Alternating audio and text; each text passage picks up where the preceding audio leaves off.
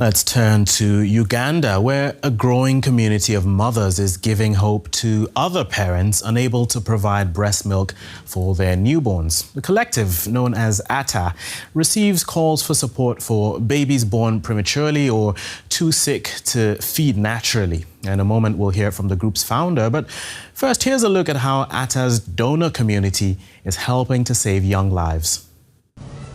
Caroline Kendi has her hands full feeding her twin babies.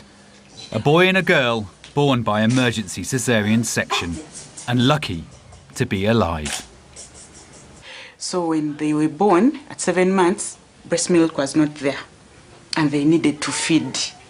And the fact that they were in grammages, the doctors were like, no, they have to have breast milk, not formula. Yeah, these babies need to have, they need to gain weight, and it's only breast milk that can help. So I didn't have breast milk. I tried all methods. I got pumps, but it really failed. I'm thinking it's because also of the stress I had at that time. I was so frustrated.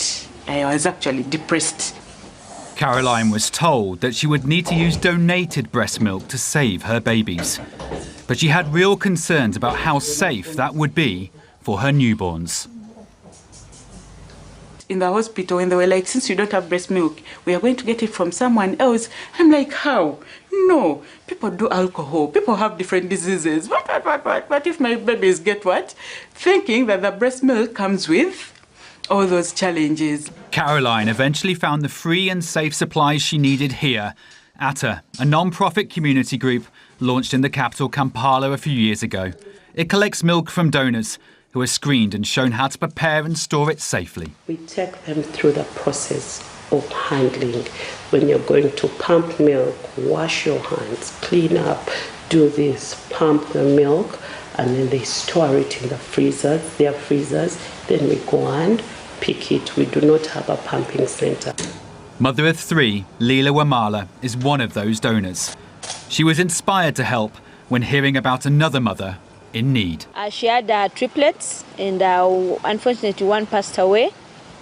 And she, through that depression, crying and everything, her body stopped producing milk. So when she stopped getting milk, and yet these little ones also needed it, there were two, they reached out to me. They were like, we know you donate milk, but can you please help us? And now the babies are doing okay, and she always sends me a Mother's Day cake on Mother's Day, so she thanks me every day. More than 200 mothers have now donated breast milk to support over 450 babies through the ATTA community group. And it now has plans to set up a fully fledged breast milk bank in the future. Let's speak now to Tracy Ahumuza from the ATTA Breastmilk Community. Welcome to DW News Africa. You're joining us from Edinburgh, where I believe you've just received an award. Can you tell us about that?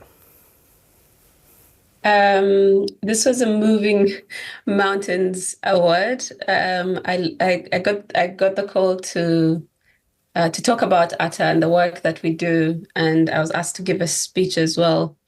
But I think it's just an award they give to organizations that are creating impact, I think, and doing things that maybe are useful for the future, I believe.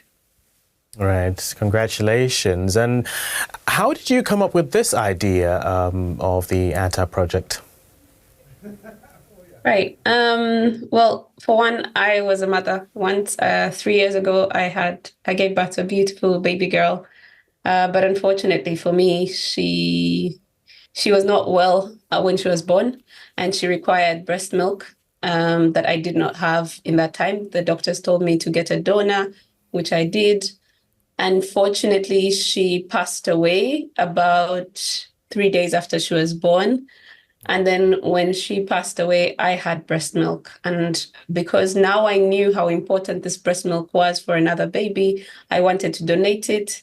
But lo and behold, the systems did not exist in my country at the time, my country, Uganda. And so I wanted to start ATTA Breastmilk Community to solve that problem.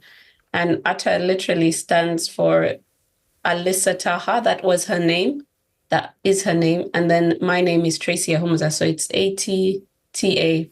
And it sounds like the word that is stands for milk in one of the local languages back home. It does sound like baby speak for the word milk. So the word milk in the local language is mata. So ATTA kind of sounds like that as well. And that's really what happened. Okay, good to hear that you did find some inspiration even in your difficult time. How was this idea received, or how has it been received so far?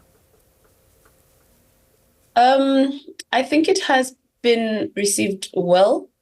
You see, unfortunately, not many people know about breast milk donation until either they're in trouble themselves, or they just have too much, or they just want to do it, or they hear my story and they want to donate breast milk. Normally what happens is that the doctors will tell you that you require donor milk. So normally if a baby is born too soon, too small, or too sick, these are babies either born premature before their due date, their mother does not have enough milk or even milk at all during that initial period. And they're told to get this breast milk because sometimes formula can cause even bigger problems. So they're told to get donors. And what we do is fill that gap because the donors are not always available in your circle.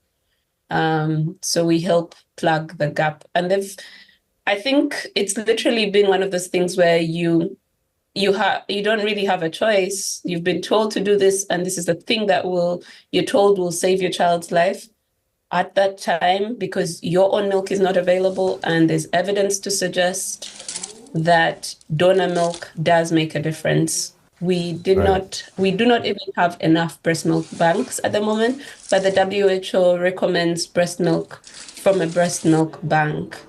Oh, that is another mother's milk in the absence of a mother's milk as a bridge to the mother's milk.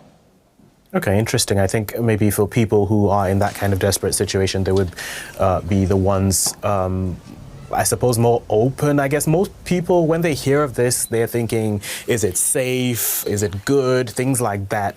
How do you convince people of that? Well, it is true that that is something that is important for them to consider, but we're very careful.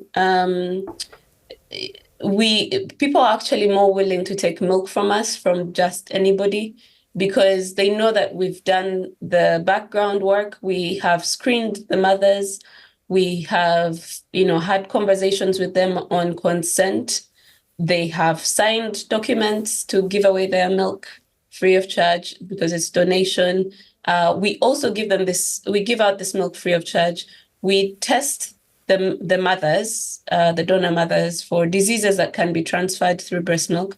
So the ideal thing would be to then pasteurize the milk and all of that. But at the moment, we are in the process of doing more than that. What has been happening is milk sharing, which is not safe. We're trying to make it safer. Okay, that's a interesting and inspiring story, Tracy. Good to hear this account from you, Tracy Ahumuza. Thank you for speaking to us. You're welcome.